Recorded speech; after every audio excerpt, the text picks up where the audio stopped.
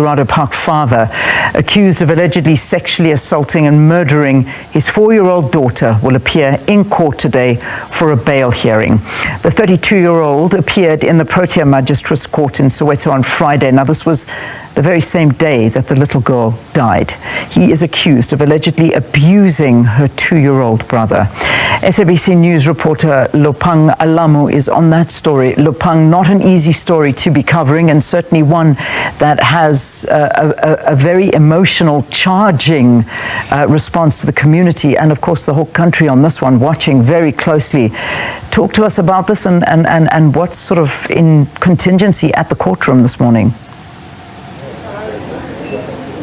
Leanne, that's correct. It's quite a heavy-hearted story, and we've seen, as you mentioned, the country just having too many questions for the parents of this 4-year-old girl.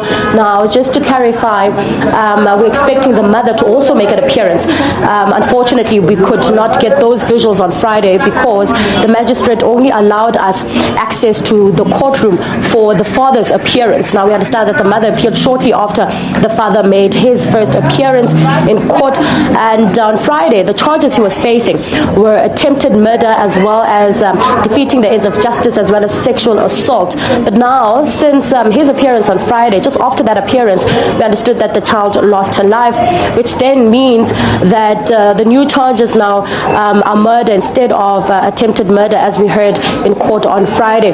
So quite a heavy story, Leanne, as you mentioned, and we spoke to community members who were quite distraught. We saw them here on Friday, and we're expecting a little bit more people to join us in court today. We also do understand that we cannot identify the child. That's just the media law that we are confined in, and that's protected by the Child Protections Act.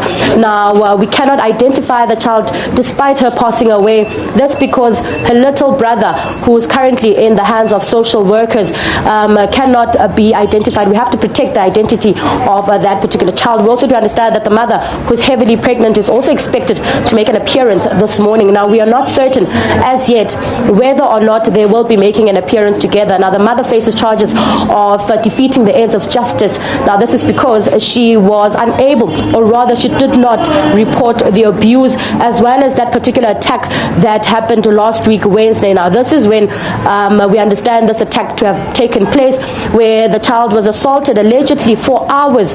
Now, this is the account of the eyewitnesses as well as the police. So we'll keep an eye out for any more developments as well as when the community makes their way. For now, it's back to the studio, Leanne. All right, thanks very much, Lopang Alamu, on that horrific story. And as you heard, there are lots of rules to abide by for this particular case, as the rules dictate. But we'll bring you as much as we possibly can to keep you updated on this story.